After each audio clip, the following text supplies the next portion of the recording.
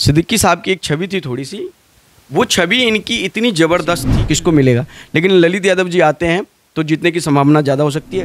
मनोज झा जी के नाम पे भी चर्चा हो रही है, ठीक है, शिक्षाविद हैं, अच्छे हैं और पार्टी की बातों को मजबूती से रखते हैं। यहाँ पर है नहीं, उदय शंकर जी आएंगे तो पूरी तरीके से जो है महागठबंधन में जैसे कि सिद्दीकी साहब को काफ़ी चर्चा में थे, वो जो है कि मधुबनी लोकसभा में जो अपना जो है कि मेहनत भी कर रहे थे और अचानक जो है कि एमएलसी बना दिया गया। क्या कहेंगे इस पर? देखिए, सिद्दीकी साहब की एक छवि थी, सिद्दीकी साहब की एक छवि थी थोड़ी सी, वो छवि इनकी इतनी ज़बरदस्त थी कि लोग उनके नाम से और आरजेडी के नाम से लोग उनको भरपूर प्यार और समर्थन मिलता था।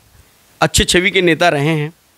लेकिन अगर 2010 के बाद जब से अलीनगर कॉन्स्टिट्यूंसी बनी है तब से, यानी कि आप 15 साल मान लीजिए, 14-15 साल में जो आरजेडी की अंदरूनी जो गुटबाजी दरभंगा क्षेत्र में हुई है और ख़ासकर दरभंगा जिला में हुई, चाहे उनकी झगड़ा जो है फातिमी साहब से हुई हो, चाहे उनका अंदरूनी जो झगड़ा है ललित जी से भी है, उनका अंदरूनी झगड़ा जो है भोला यादव जी से भी रहा है। यानी कि ये बात जो आरजेडी सुप्रीमो आदरणीय लालू जी हैं उनको भी ये बात पता है और तेजस्वी जी को भी ये बात पता है। जो पहले साख थी सिद्दीकी साहब की आरजेडी के अंदर, एक मुस्लिम लीडर की जो उनकी छवि थी, वो छवि कहीं ना कहीं अब जो है वो साख और छवि गिरती हुई नज़र आ रही है। मैं जहाँ तक मैं व्यक्तिगत समझ रहा हूँ, दिसंबर से ही वो कैंप कर रहे थे मधुबनी के अंदर और उनको ये आस थी कि शायद मधुबनी से मिलेगा और अभी भी आस है, उनको मिल सकता है, अच्छी छवि के लीडर हैं। लेकिन क्या सीट निकाल पाएंगे? इससे पहले भी 2 बार लड़े हैं, दोनों बार उन्होंने लोकसभा जो है वो हारे हैं, ठीक है। दरभंगा में अंदरूनी गुटबाजी इतनी है कि वो यहाँ पर आएंगे तो उनका हार तय है। उनके नाम पर अब पार्टी के अंदर एक जो है गुटबाजी है, पहले से भी है और सिद्दीकी साहब ने समय रहते इन चीज़ों को भापा नहीं और उनमें भी कहीं ना कहीं इस बात का थोड़ा बहुत अहंकार था कि पार्टी में हमेशा एक जैसा स्थान, एक जैसा प्यार, एक जैसा सम्मान उनको मिलेगा। वैसा नहीं है, उनकी साख गिरी है पार्टी के अंदर। अगर आप पिछले कुछ वर्षों की उनकी रैलियों को देख लें आरजेडी जी की, तो वहाँ मौजूद रहते हैं लेकिन कहीं ना कहीं बैकफुट पे है। अभी जो पटना में भी जो उनकी रैली हुई थी तो वो दूसरे या तीसरे रो में बैठे हुए थे, जो मैं समझ रहा हूँ तीसरे रो में आई थिंक थे या दूसरे रो में थे। पहले फ्रंट रो में बैठते थे और कहीं ना कहीं आजू बाजू में ही बैठते थे। अभी देखिए आरजेडी ने क्या गेम खेला, आप इसको समझिएगा। आरजेडी ने 3 लोगों को एमएलसी बनाया है। पहले राबड़ी देवी जी को बनाया, दूसरा एक फैजल जी हैं, नवादा से हैं। आप मुझे ये बताइए कि जो मुस्लिम लोग आरजेडी के नाम पर आरजेडी को वोट देते हैं, आप दीजिए, एमवाई समीकरण को मजबूत कीजिए, अमर क्रांति को या हम जैसे लोगों को कोई दिक्कत नहीं है। हम जानते हैं कि आप सामाजिक न्याय की बात करते हैं, हम जानते हैं कि आप पिछड़े अति पिछड़ों को आवाज़ देने का काम करते हैं। लेकिन आप ये भी तो देखिए, जो मुस्लिम समुदाय में फैजल शाह जी को जो एमएलसी बनाया है, जो नालंदा से हैं, शायद आपको नहीं पता वो कितने बड़े जमींदार हैं और कितने अच्छे रेपुटेड घर से हैं। भैया मोटा वो जो फंड देते हैं, इसलिए उनको किसी मुस्लिम दूर दराज अररिया के किसी को नहीं बना सकते थे, किसी पूर्णिया के मुस्लिम को नहीं बना सकते थे, किसी कटिहार या किशनगंज के गरीब मुस्लिम को नहीं दे सकते थे। लेकिन नहीं, सिद्दीकी जी की तो छवि है, सिद्दीकी जी का तो एक प्रभाव है जिसके कारण उनको एमएलसी बनाया है। लेकिन साफ फैजल जी को बनाने का क्या है? वो तो भैया वो तो किसी एंगल से पॉलिटिशियन है ही नहीं, वो तो उस क्षेत्र की राजनीति करते हैं और पैसों के बल पे वो राजनेता हैं और आज उनको एमएलसी बना दिया। किसी गरीब मुस्लिम को क्यों नहीं दिया? आप जो है उनकी साबुद्दीन साहब की पत्नी को नहीं बना सकते थे, हिना साहब को आप बना सकते थे, लेकिन नहीं। और मैं आपको हकीकत बता दूं, अब मुस्लिम समाज के लोग भी आरजेडी से खफा हैं। वो बहुत सारे इसके जो हैं दाव पेच हैं, जो धीरे धीरे समय जैसे जैसे चुनाव नज़दीक आएंगे, अभी लोकसभा का चुनाव है, जैसे ही आप मान के चलिए विधानसभा का होगा तो देखिएगा मुस्लिम समुदाय भी टूट पड़ेगा। अब वो पहले वाली बात नहीं रही। आप सम्मान के नाम पर, सामाजिक न्याय के नाम पर लगातार जो है आप समाज पे और लोगों को, बिहार की जनता को ठगते आए, वो नहीं चलेगा। बताइए संजय यादव को क्या जरूरत थी राज्यसभा में भेजने की? क्या जरूरत थी संजय यादव जी को भेजने का? क्या मोटो है पार्टी का? मैं समझ में नहीं आ रहा। तेजस्वी जी ने उस पर कैसे मोहर लगा दी, लालू जी ने उस पर कैसे मोहर लगा दी, मेरे समझ में नहीं आ रहा।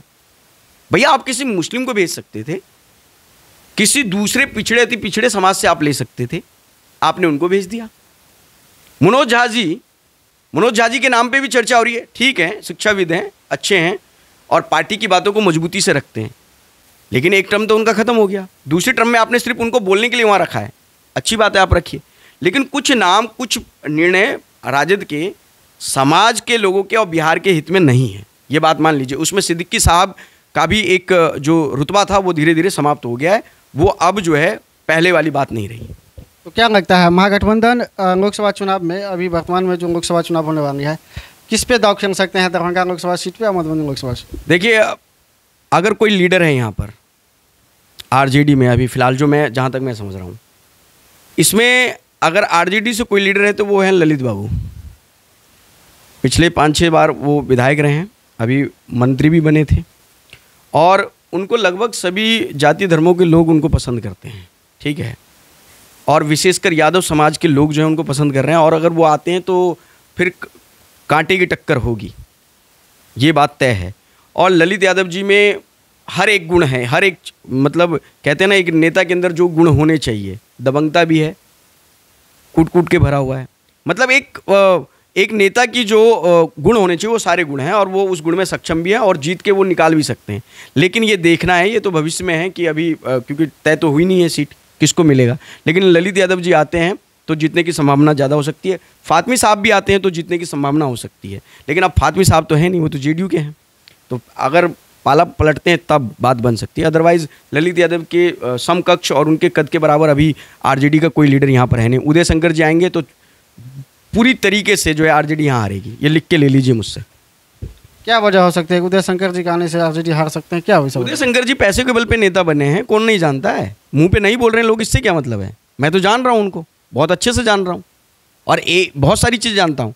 ठीक है, यादव समाज से आते हैं, अपनी छवि बना रहे हैं, लोगों के बीच में जा रहे हैं। मेरी शुभकामनाएं हैं कि आप आगे भविष्य में और अच्छा करें, लेकिन तुरंत एक हेलीकॉप्टर जो है कैंडिडेट दे देंगे, या आप ये कहिए कि उनको उतार देंगे, तो उनकी कोई खास कुछ क्षेत्रों में है जान पहचान, बाकी जगह क्या करेंगे वो? पार्टी का कोर वोटर भी भाग जाएगा इनके नाम से अभी, और वो इनमें परिपक्वता नहीं है, अभी ढंग से बोल नहीं पाते हैं माइक के सामने, ठीक से इंटरव्यू नहीं दे सकते, खुद जो है कुछ बोल नहीं सकते हैं। ऐसे कैंडिडेट को हम जैसा तो व्यक्ति डायरेक्ट जो है रिजेक्ट करेगा। बाकी तो अब धीरे धीरे समाज और यहाँ के युवा पढ़ लिख रहे हैं, समझ रहे हैं, वो फेंका जाएंगे। वो है कि आरजेडी इस पर मंथन करें और ललित यादव जी के नाम पे विचार करें, तो फिर संभावनाएं कुछ दूसरी हो सकती हैं।